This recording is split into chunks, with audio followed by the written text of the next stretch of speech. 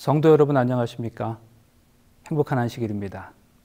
오늘 우리의 마음과 생각이 온통 주님께로 향하고 또 오늘의 예배를 통해서 주님과 더불어 교통하는 귀한 안식일 되시기를 간절히 소망합니다. 예수님께서 때때로 우리에게 실패의 경험을 하도록 허락하실 때가 있어요. 오늘의 본문을 보면 베드로는 밤새 고기를 잡으려고 했지만 단 한 마리도 잡지 못했습니다. 그리고 아무런 수확 없이 그물을 씻고 있었던 바로 그날 아침에 그는 예수님을 만납니다. 예수께서 한 배에 오르시니 그 배는 시몬의 배라. 육지에서 조금 떼기를 청하시고 앉으사 배에서 무리를 가르치시더니 말씀을 가르치시고 시몬에게 이르시되 깊은 데로 가서 그물을 내려 고기를 잡으라. 여러분, 우리가 이 이야기를 잘 알고 있습니다. 베드로가 그 말씀에 순종하여 그물을 던졌을 때 잡은 것이 너무나 많아서 그물이 찢어질 정도까지 이르게 되었죠. 우리는 종종 이러한 베드로의 경험, 밤새 물고기를 한 마리도 잡지 못했지만 예수님의 말씀에 의지하여 그물을 던졌을 때, 그리고 그 그물이 찢어질 정도로 많은 고기들이 잡혔던 이 경험에 대하여 우리는 기적이라고 말합니다. 그런데 여러분 아세요? 이 이야기 속에는 우리가 발견하지 못하는 또 다른 기적이 있습니다. 베드로는 어부였습니다. 그것도 베테랑 어부였죠. 그런데 그 베테랑 어부 베드로가 밤새도록 고기를 잡으려고 시도했지만 물고기가 그토록 풍성한 갈릴리 호수에서 단 한 마리의 물고기도 잡지 못했다는 사실이 바로 기적 아닐까요? 그래도 명색이 어부인데 아무리 못 잡아도 한 마리는 잡아야 되는 거 아니겠습니까? 낚시로 고기를 잡는 것도 아니고 그물을 던져서 고기를 잡는데 물고기 한 마리라도 잡아야 되는 거 아니겠습니까? 어차피 그렇게 많이 그물이 찢어질 정도로 잡힐 것이었으면서 물고기가 그 호수에 그렇게 많이 있었으면서 그 밤에 어부 베드로가 한 마리의 물고기도 잡지 못했다는 사실이 바로 기적인 것이죠. 그렇다면 베드로에게 있어서 실패의 그 순간은 곧 기적의 순간이었다는 말씀입니다. 성도 여러분, 우리가 예배하는 하나님은 우리에게 무엇이든지 풍성하게 베풀어 주시려고 하시는 분이십니다. 그분은 우리에게 넘치도록 주시는 일에 간절한 소망이 있으신 분이에요. 우리에게 모든 것을 풍성히 주시는 것을 너무나 기뻐하시는 분이십니다. 성경에도 이런 표현이 있죠. 곧 후히되어 누르고 흔들어서 넘치도록 하여 너희에게 안겨주리라. 그러나 때로는 우리 인생에서 하나님께서 우리에게 일부러 아무것도 주시지 않으시고 기다리실 때도 있습니다. 분명히 하나님을 믿는 신실한 성도의 삶인데 사방으로 우겨쌈을 당한 것처럼 모든 일이 막힐 때가 있어요. 어쩌면 고난이 닥쳐도 불행이 닥쳐도 이렇게 닥칠 수 있을까 할 정도로 심한 고통의 순간에 직면할 때도 있습니다. 우리 인생의 어느 순간에 단 한 마리의 물고기도 잡지 못하는 인생에 아무런 수확 없이 살아가야 하는 그런 순간을 만날 수도 있다는 말씀이죠. 그러나 성도 여러분, 바로 그 순간이 기적의 순간일 수 있어요. 그리고 정말로 그렇다면 이러한 경우에 우리는 우리가 처한 환경과 상황이 하나님의 완벽한 각본에 따라 짜여진 것임을 기억할 수 있어야 합니다. 사방으로 우겨쌈을 당하여도 바로 그 순간에 하나님의 손길을 체험하는 것이 바로 믿음이기 때문입니다. 사실 우리가 이 세상을 살아가면서 한계 상황이나 장애물을 좋아하는 사람은 아무도 없습니다. 그런데 그리스도인은 오히려 한계 상황에 이르렀을 때 하나님의 인도하심으로 새로운 길이 열리는 특별한 경험을 할 때가 참 많이 있는 것 같습니다. 우리 앞에 큰 장애가 있을 때 그 장애로 인해서 오히려 더 큰 창의력이 발휘되고 믿음이 자라나는 경험 말씀입니다. 그래서 어떠한 상황과 장애는 오히려 우리의 믿음을 성장하게 만들고 새로운 창의력을 통하여 새로운 길을 향해 나가게 하는 힘이 될 때가 많이 있습니다. 잠깐 성경의 다른 이야기를 생각해 보자면 마가복음 2장의 말씀을 보면 4명의 친구들이 중풍병자를 데려와서 예수님에게 병 고침을 받으려는 장면이 나오죠. 근데 그 자리에 모였던 사람들이 너무 많아서 중풍병자가 예수님께 가까이 다가갈 수 없는 상황이 되었습니다. 여러분, 이것은 일종의 장애입니다. 믿음으로 나왔는데 장애물을 맞닥뜨린 상황이죠. 그런데 4명의 친구들은 포기하지 않아요. 어떤 방법을 씁니까? 예수님이 계신 집에 지붕을 뚫고 병자가 누운 침상을 달아내렸습니다. 그러자 이 행동을 보신 예수님은 그들의 그 믿음을 보시고 그 병자를 고쳐주셨다고 성경은 말합니다. 예수님의 그들의 행동을 믿음으로 여기셨다는 거죠. 그렇다면 성도 여러분, 이들의 이 믿음은 과연 어떠한 믿음이라고 말할 수 있을까요? 그것은 오직 예수님만이 중풍병을 고칠 수 있는 분이라는 사실을 믿는 믿음일 거고, 또한 지붕을 뚫고서라도 예수님에게 접근하겠다는 믿음일 겁니다. 여러분, 제가 지금 무슨 말씀을 드리려는지 아시겠어요? 단지 이들의 믿음이 훌륭했다는 사실을 말씀드리려는 게 아닙니다. 그들로 하여금 이러한 행동으로 이끌었던 그런 믿음이 과연 어떻게 해서 생겨나게 되었느냐는 말씀이에요. 자세히 보세요. 한계 상황에서 장애물과 맞닥뜨린 바로 그 상황에서 장의력과 믿음이 나오는 겁니다. 그것이 바로 중풍병자를 데려온 그 4명의 친구들이 우리에게 보여주고 있는 믿음의 모습입니다. 사실 우리도 쉽지 않은 장애와 한계 상황을 만날 때가 있습니다. 고난을 만나고 고통을 경험하죠. 그런데 우리는 그때마다 이것이 복된 상황이라고 생각할 수 있어야 한다는 겁니다. 왜냐하면 바로 이러한 순간에 비로소 우리의 창의력이 생겨나고 믿음이 성장하고 또 믿음으로 일할 수 있는 기회를 얻게 되는 것이기 때문입니다. 4명의 친구들은 예수님에게 접근할 수 있는 한계에 직면하게 되었어요. 길이 막힌 거죠. 그러나 그 길이 막혔다고 생각했을 때 지붕을 뚫어보자는 기상천외한 창의력이 나왔습니다. 한계 상황에서 새로운 길이 열리고 전에 생각해보지 않았던 방법들을 생각해내고 발견하게 되는 겁니다. 사실 예수님이 계신 곳에 사람이 많지 않았다면 지붕을 뚫을 일도 없었을 겁니다. 그냥 문을 열고 들어가면 되는 거죠. 그러나 여러분, 그냥 문을 열고 들어가는 것은 누구라도 할 수 있는 일이에요. 그런데 우리가 이러한 엄청난 한계를 겪게 되면 비로소 믿음의 도약을 경험할 수 있는 거예요. 제약 조건이 우리로 성장하게 하는 것입니다. 제약 이론이라는 말이 있습니다. 사실 이것은 경영학 이론 중에 하나인데요. 이스라엘의 물리학적인 골드렛 박사가 주창한 이론입니다. 이 이론은 어떤 시스템의 효율성을 저해하는 제약 조건을 찾아내서 그것을 극복하기 위한 시스템을 개선하는 방법이라고 할 수 있습니다. 그러니까 더 쉽게 풀어 말씀드리자면 어떤 시스템이나 상황 속에서 발견하게 되는 제약 조건은 그 문제를 풀 수 있는 해답이기도 하다는 말씀이에요. 제약 조건의 바로 그 자리가 문제 해결의 자리라는 것이죠. 그래서 때때로 이러한 제약 조건은 매우 탁월한 창조성과 예술성을 만들어내곤 합니다. 제약적 압축미라고 하면 천자문을 빼놓을 수 없을 겁니다. 사실 저도 젊지만 요즘 젊은 사람들이 천자문을 얼마나 알고 있는지 모르겠습니다. 천자문은 중국 남조 양무제가 주홍사에게 명하여 짓게 한 글이죠. 천자문은 일고 넉자로 259 천자로 된 고시집입니다. 그는 똑같은 글자를 사용하지 않고 하룻밤 사이에 40곳이 259로 문장을 만들어야 했습니다. 그렇지 않으면 죽음에 처할 위기에 놓였어요. 주홍사는 살기 위해서 하룻밤 사이에 천자문을 완성합니다. 그래서 그 다음날 일어나 보니 그의 머리가 하얗게 되었다고 해서 천자문을 백수문이라고 하기도 합니다. 머리가 희게 되기까지 만든 문장이에요. 40곳이 250개 문장, 하룻밤이라는 제약이 천자문이라는 걸작을 탄생시켰습니다. 만약 제약을 주지 않았더라면 어떻게 하룻밤에 이런 명문이 나올 수 있었겠습니까? 때때로 어떤 제약 조건이 이런 능력을 발휘하게 되는 것입니다. 제가 초등학교 시절에 잠시 충청남도 칠갑산 밑에 있는 칠갑 초등학교를 다닌 적이 있습니다. 그때는 국민학교라고 불렀지 않습니까? 지금도 그렇지만 칠갑국민학교가 위치한 충청남도 청양이라고 하는 그곳은 정말 시골입니다.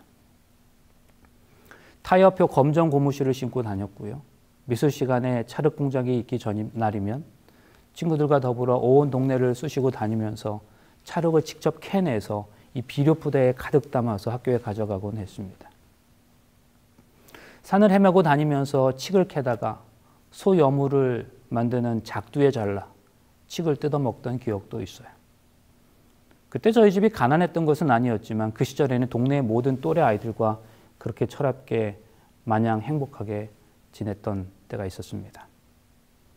그런데 그런 학창시절, 가난한 집 아이와 부잣집 아이의 차이는 미술 시간에 종종 나타나곤 했습니다. 미술 시간의 준비물이 스케치북이라면 형편이 좋은 집 아이들은 20장짜리 스케치북을 가져왔고 그렇지 않은 집 아이들은 도화지를 낱장으로 사왔습니다. 또 부잣집 아이들은 48가지 색 왕좌표 크레파스를 사용했어요. 그 48가지 색깔 중에는 없는 색깔이 없었습니다. 금색, 은색, 담록색, 분청색 등등. 그러나 가난한 집 아이들은 그저 12가지 색깔의 크레파스가 전부였습니다. 사실 12가지 색은 색깔로서 치자면 선택의 폭이 너무나 적죠. 그런데 이상하게도 어린 제 스스로의 눈으로 보기에도 그 12가지만의 색깔로 그린 그림이 48가지 색깔로 그린 그림보다 훨씬 더 멋있다고 생각했던 적이 많았습니다. 왜 그랬을까요? 비록 12가지 색깔로 그림을 그렸지만 2가지 색을 서로 섞어서 새로운 색을 만드는 방법을 선택해서 독특한 색을 만들어냈던 거죠. 미술의 문화인인 제가 보기에도 어떻게 이런 색깔을 낼 수 있을까 하는 탄성이 절로 나올 때가 많았습니다. 본 적도 없는 색깔이 나오는 거예요. 48가지 색깔의 크레파스가 있다고 해서 대단한 것 아닙니다. 오히려 선택의 폭이 넓어서 우물쭈물하게 되는 거죠. 그러나 12가지 색깔이라는 그 한계 속에서 창의력이 나오는 겁니다. 조건이 잘 맞추어져 있다고 해서 꼭 좋은 결과물이 나오는 것만은 아니라는 사실입니다. 중풍병자를 달아내린 내 친구들에게는 예수님에게 갈 수 있는 길이 막혔어요. 그런데 이것이 그들에게는 복이 되었습니다. 새로운 길이 열리는 능력이 되었어요. 그러므로 성도 여러분, 하나님께 제약 조건을 없애달라고 기도하지 마시기 바랍니다. 오히려 그 제약 조건을 딛고 일어서는 사람이 되게 해달라고 기도하실 수 있기를 바랍니다. 기억하세요. 우리 삶에서 경험하는 제약 조건은 오히려 나로 하여금 집중력을 갖게 하고 새로운 아이디어가 떠오르게 만들고 새로운 길을 여는 하나님의 인도하심입니다.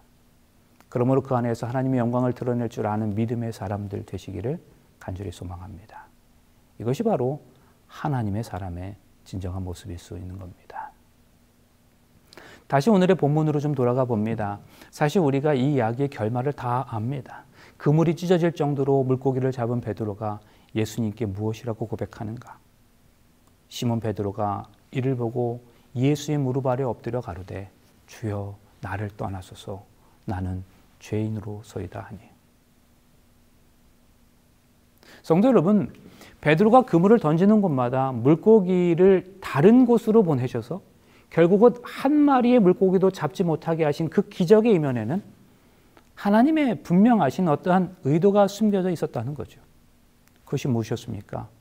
바로 베드로의 변화였습니다. 물고기를 한 마리도 잡지 못한 베드로가 예수님의 말씀에 순종하여 그물을 내렸습니다. 그리고 많은 물고기를 잡았어요. 그러자 도리어 두려운 마음이 들어서 예수님 앞에 무릎을 꿇었답니다. 그리고 자신이 죄인이라고 고백하는 겁니다. 모든 것이 풍성하신 하나님께서 베드로의 이 고백을 들으시기 위해서 궁핍의 기적을 베푸셨던 거예요. 마찬가지 우리의 삶 가운데서 일어난 어떤 불행한 사건, 실패의 경험은 위장된 축복일 뿐만 아니라 하나님의 의도하심 속에서 나타난 기적이라는 사실을 기억하시길 바랍니다. 이 모든 것들이 하나님의 세밀하신 계획 가운데 이루어진 일이에요. 우리가 하나님께 베드로처럼 고백하도록 하시기 위하여 하나님께서 허락하신 일들이란 말씀이에요. 성도 여러분, 삶이 어렵다고 느껴질 때가 있으세요? 고통과 고난의 연속이라고 생각될 때가 있으십니까? 나는 왜 이렇게 되는 것이 없냐고 고민할 때가 있으십니까? 하나님의 사역을 하고 있는 것이 분명한데도 나는 왜 이렇게 기쁨이 없고 감사가 없는지 너무나 답답함을 경험할 때가 있으십니까? 왜 이렇게 많이 기도하고 말씀을 보는데도 내 인생에 열매가 없는지 하나님이 원망스러우실 때가 있으십니까? 그렇다면 성도 여러분, 그것은 하나님께서 허락하신 기적일 수도 있음을 기억하시길 바랍니다. 그리고 그것은 오늘 우리로 하여금 우리 자신의 모습을 다시 한번 돌아보고 하나님 앞에 무릎 꿇어 우리의 모습을 정직하게 하나님께 아뢰도록 하시기 위한 하나님의 계획임을 기억하시길 바랍니다. 그렇다면 그 고백 이후에 우리에게 무엇이 주어질까요? 주님께서 베드로에게 말씀하십니다. 예수께서 베드로에게 일러 가라사대 무서워 말라. 이제 후로는 네가 사람을 취하리라 하시니라. 이 말을 좀 더 알아듣기 쉽게 표현하면 이렇게 표현할 수 있지 않을까요? 베드로야, 지금까지 네 관심은 다 물고기 잡는 일에 집중되어 있었지. 물고기를 많이 잡는 날에는 너무나 기뻤을 거고 그렇지 않은 날에는 마음이 불편하고 우울했겠지. 그런데 이제 네 관심을 좀 바꾸어 보지 않겠니? 네 행복이 물고기로 인해 좌우되던 삶에서 이제는 나 하나님의 소망을 붙잡는 삶을 살아보거라. 나는 내가 물고기가 아닌 사람을 낚는 어부가 되기를 원한다. 여러분, 베드로가 물고기를 한 마리도 잡지 못했던 기적은 결국 하나님께서 베드로에게 새로운 소명을 주시기 위한 계획하심이었다는 거죠. 우리의 실패와 그로 인한 자기 본질에 대한 성찰과 그런 또 고백을 통해 하나님 우리에게 소명을 주시는 겁니다. 시대의 소망 말씀 볼까요? 이때까지 제자 중에 아무도 동역자로서 예수와 온전히 연합한 자는 없었다. 그들은 예수께서 행하시는 많은 이적들을 목격하였고 그의 교훈에 귀를 기울였다. 그러나 그들은 이전의 생업을 완전히 버리지는 못하였다. 침례 요한의 투옥은 그들에게는 매우 쓰라린 실망이었다. 만일 요한의 전도의 결과가 이와 같은 것이라면 그들은 모든 종교 지도자들이 연합하여 대적하고 있는 그들의 선생에게 거의 소망을 걸 수가 없었다. 이런 환경 아래서 잠시나마 돌아가서 고기잡이를 하는 것이 그들에게는 마음의 유안이 되었다. 그러나 이제 예수께서 그들에게 그들의 이전 생애를 버리고 그들의 관심을 당신의 관심과 집중하고 결합시키라고 요구하신 거다.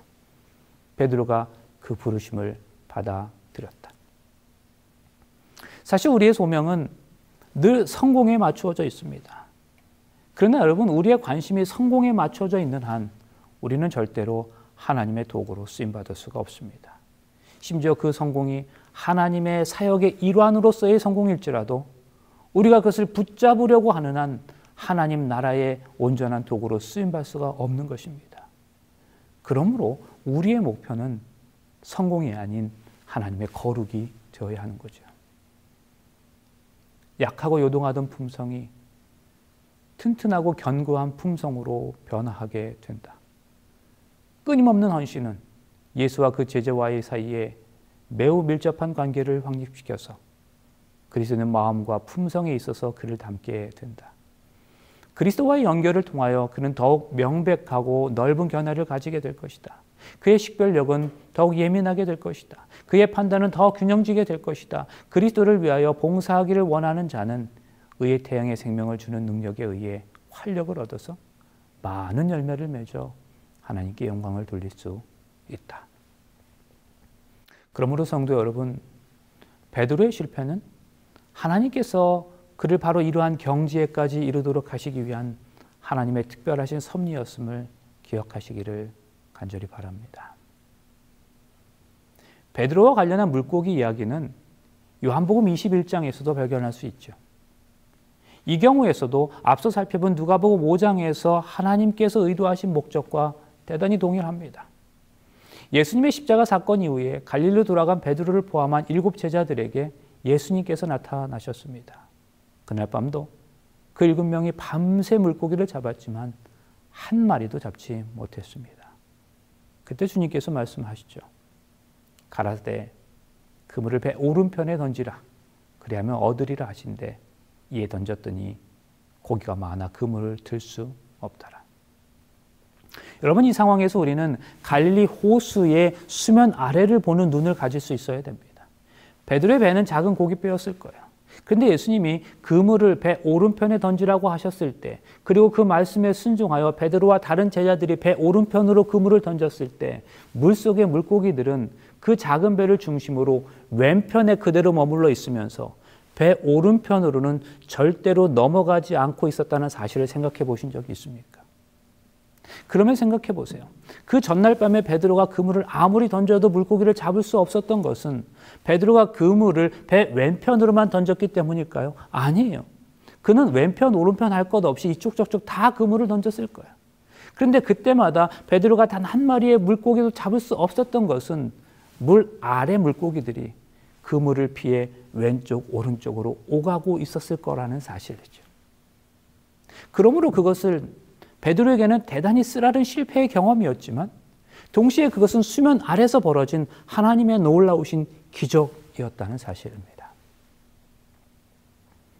그리고 누가복음 5장에서의 베드로 경험과 마찬가지로 요한복음 21장에서의 베드로의 실패의 경험은 베드로의 고백을 이끌어내게 됩니다. 베드로의 고백을 받으신 후에 주님께서는 그에게 새로운 사명을 주셨습니다. 무엇이죠? 내 양을 먹이라.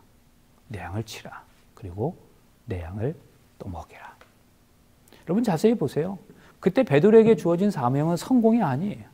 예수님의 양을 먹이는 일이었습니다. 그 사명을 감당하려면 베드로는 조금 더 성숙할 필요가 있었어요. 예수님은 베드로에게 이 사명을 주신 다음 정말로 수수께끼 같은 말씀을 하십니다. 내가 진실로 진실로 네게 이르노니 젊어서는 네가 스스로 띠띠고 원하는 곳으로 다녔거니와 늙어서는 네 팔을 벌리리니 남이 내게 띠띠우고 원치 않는 곳으로 데려가려라. 이 말씀은 베드로의 죽음에 대한 운명이기도 합니다. 세상의 시각으로는 성공이라고 할 수 없는 말씀이죠. 그러나 그렇다고 해서 우리는 베드로의 생애가 실패의 생애였다고 말하지 않습니다. 무슨 말일까요? 우리는 그리스도인들에게 있어서 정말로 중요한 것은 성공이 아니라 성숙이라는 거예요. 그런데 이때 성숙의 기준은 세상이 말하는 성숙의 기준과는 전혀 다른 것입니다. 세상에서는 말이에요. 어떤 종속적인 위치에 있다가 누군가 밑에 있다가 독립적인 존재가 되면 그것을 성숙했다고 말합니다. 부모에게 의존하고 있다가 독립할 때 성숙이라고 말해요. 때로는 성공했다고 말하기도 합니다. 그러나 하나님 나라에서의 성숙의 기준이 세상의 것과는 전혀 다릅니다. 독립적으로 존재하던 영적 존재가 드디어 하나님께만 의존적인 상태로 들어갈 때 그것을 가리켜 하나님 안에서의 성숙, 영적 성숙이라고 말하는 거죠. 베드로에게는 나를 따르라는 말씀은 교훈으로 가득 차 있는 말씀이었다. 그의 죽음뿐 아니라 그의 생애의 매 발걸음을 위해서 이 교훈이 주어졌다. 지금까지 베드로는 독자적으로 행동하는 경향이 있었다. 그는 하나님의 계획을 따르기 위해 기다리는 대신에 하나님의 사업을 위하여 계획을 세우려고 노력해왔다. 그러나 그는 주를 앞질러 달려감으로 아무것도 얻을 수 없었다. 예수께서는 그에게 명하신다. 나를 따르라. 나보다 앞서 달려가지 말라. 그렇게 한다면 너는 사단의 군대를 혼자서 만나지 않을 것이다.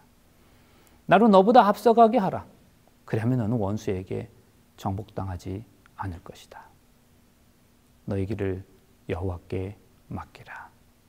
저를 의지하면 저가 이루시리라. 주어진 모든 상황을 겸손히 내려놓고 하나님께 맡기는 것이 성숙의 표징이 되는 것입니다. 그러므로 우리가 처한 상황에 대해서 모두 다 항복하고 우리가 죄인임을 고백할 때 비로소 하나님께서 일하실 수 있음을 기억하시기를 간절히 바랍니다. 지난 2010년에 미국의 조지아주 애틀란타에서 열렸던 대총회 기간 동안의 어느 저녁 예배 시간에 미국인 로마린다 대학교의 담임이신 랜디 로벌츠 목사님이 설교하신 적이 있습니다. 그때 제가 이분의 설교를 들으면서 마음에 깊은 감동을 받았어요. 사실 제가 그때 그분의 설교를 통해서 이분에 대해서 처음으로 알게 되었었는데요.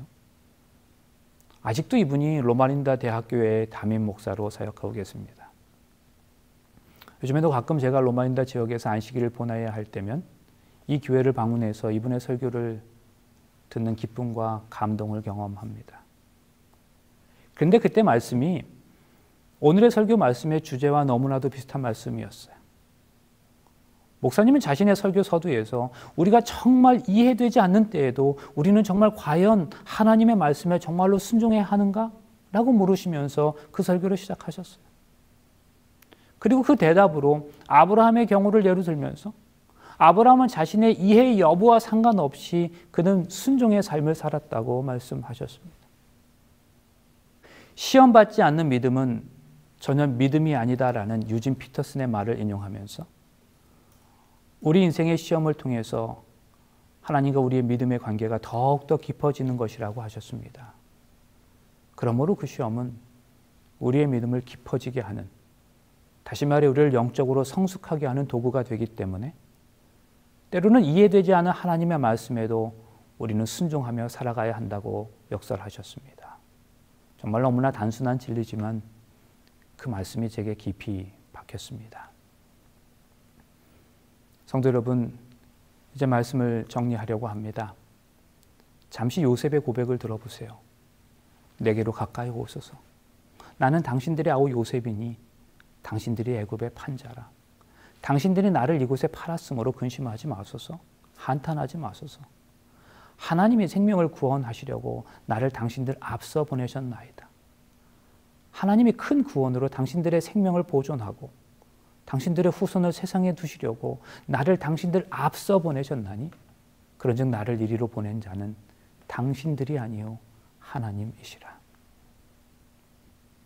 요셉이 형들에게 했던 대답이죠. 그런데 우리는 그저 다른 사람도 아닌 신앙 좋은 요셉이기 때문에 이런 대답을 했다고 생각할 수 있지만 요셉이 이 대답을 가만히 묵상하면서 큰 은혜를 경험하게 됩니다. 얼마든지 원망하고 불평하며 한 맺힌 인생을 살 만한 요셉이 한마디 불평도 원망도 하지 않고 그처럼 신실한 삶을 살 수 있었던 비결을 찾은 거예요. 그것은 요셉이 자신의 인생에서 인생의 표면과 이면을 함께 보냈기 때문입니다. 나는 당신들의 아우 요셉이니 당신들의 애굽의 판자라. 여러분, 이것은 표면입니다. 그런데 대부분의 사람들은 이 표면만 봅니다. 그러나 요셉은 그 이면도 볼 수 있었던 안목을 가지고 있었죠. 하나님이 생명을 구원하시려고 나를 당신들 앞서 보내셨나이다. 이것은 이면입니다. 요셉이 애굽으로 팔려가고 누명을 쓰고 감옥에 들어가는 것은 고난입니다. 그러나 그 고난 밑에, 그 고난 이후에 애굽의 총리라는 영광이 있었어요. 요셉을 애굽의 총리로 세워 기근 중에 그를 민족을 구원하시기 위한 하나님의 뜻이 그 밑에 있었다는 말이에요. 누명을 쓰고 감옥에 들어갈 때에도 그 밑에는 하나님의 고관을 만나게 하시려는 하나님의 뜻이 존재하고 있었어요. 그래서 우리는 우리 인생의 표면과 이면에 대해서 이렇게 정리할 수 있겠다고 생각해요. 표면은 현실이에요. 그러나 이면은 그것에 담긴 하나님의 뜻입니다. 표면이 고난이라면 이면은 영광입니다. 현재의 고난 밑에 장차 누릴 영광이 들어있는 거죠. 그러므로 장차 우리들이 누릴 영광은 현재 우리들이 당하는 고난 밑에 있다는 사실을 기억해야 합니다. 하나님 우리의 자녀들을 지키세요. 보호하십니다. 그의 자녀들에겐 저주나 재앙이 있을 수 없습니다. 천인이 내 곁에서 만인이 네 우편에서 엎드려지나 이 재앙이 내게 가까이 못하리라. 화가 내게 미치지 못하며 재앙이 내 장막에 가까이 오지 못하리니 저가 너를 위하여 그 사자를 명하사 내 모든 길에서 너를 지키게 하심이라. 여러분, 성경의 약속입니다. 얼핏 보면 요셉이 형들에게 팔리고 누명을 쓰고 감옥에 들어가는 것은 재앙 같아 보이고 저주 같아 보여요. 그러나 아니에요. 하나님이 함께 하시면서 그에게 저주와 재앙을 허락하실 리가 없습니다. 오늘 우리가 당하고 있는 일들 중에는 이와 같이 재앙처럼 저주처럼 보이는 일이 있을 수 있어요. 그러나 분명히 선언합니다. 그건 재앙도 아니고 저주도 아니에요. 우리가 예수님을 믿지 않는다면 그렇게 해석할 수도 있겠죠. 그러나 예수께서 진실로 하나님 아들 되심을 믿는다면 그 해석은 100% 틀린 것이죠. 하나님의 자녀가 믿음 안에서 당하는 고난 밑에는 분명한 영광이 있습니다. 쫓겨난 것 같지만 쫓겨난 거 아니에요. 그것은 하나님의 보내심입니다. 영광을 위한 하나님의 파송입니다. 성도 여러분, 우리가 이것을 보고 살아야 행복합니다. 이것을 보고 살아야 고난 중에도 즐거워할 수 있어요. 표면과 이면을 동시에 보고 살아야 범사에 감사할 수 있습니다. 이것을 보고 사는 사람은 현재의 고난 속에서도 장차 나타날 영광을 보고 즐거워하는 겁니다. 보지 못하는 것들을 보는 것, 이게 바로 믿음 아닙니까? 현재의 고난 밑에 장차 누릴 영광이 있습니다. 그러기에 고난도 복입니다. 현재의 고난은 장차 나타날 영광과 좋게 비교할 수 없도다. 이것은 이러한 놀라운 비밀을 경험하여 알게 된 사람의 고백이죠. 그리고 이것이 바로 저와 여러분의 고백이 되시기를 간절히 소망합니다. 우리 삶에서 때때로 경험하게 되는 실패의 기적을 통해서 우리는 보다 더 성숙한 그리스도인이 되는 것이기 때문입니다. 그럼 우리 삶의 순간마다 경험하는 모든 일들에 대하여 그 이면을 보는 믿음의 눈으로 하나님께 감사하는 귀한 삶을 살아가시는 저와 여러분의 삶이 되시길 간절히 바라면서 말씀을 마치겠습니다. 잠시 기도하시겠습니다. 사랑의 아버지 하나님, 이 세상을 살아가며 우리가 과연 무엇을 바라보며 살아야 하는지를 깨우쳐 주셔서 감사드립니다. 우리의 삶에서 경험하는 행복의 경험만이 기적이 아니라 때때로 경험하는 실패와 역경의 삶도 하나님의 특별하신 섭리 속에서 허락된 또 다른 기적임을 깨닫게 하여 주셔서 감사합니다. 그런 어려움의 기적을 통하여 우리 자신을 향하신 하나님의 소명을 온전히 발견하는 삶을 살아갈 수 있도록 인도하여 주시옵소서. 시험받지 않는 믿음은 전혀 믿음이 아니기에 우리 삶에서 허락된 시험으로 인해 우리 믿음이 더욱 강건하여지고 온전히 성숙한 삶을 살아갈 수 있게 하여 주시옵소서. 표면뿐만 아니라 이면까지도 바로 보는 안목을 통해 매일의 삶이 감사와 찬송의 삶이 되게 하여 주시옵기를 예수님의 이름으로 간절히 기도하옵나이다. 아멘.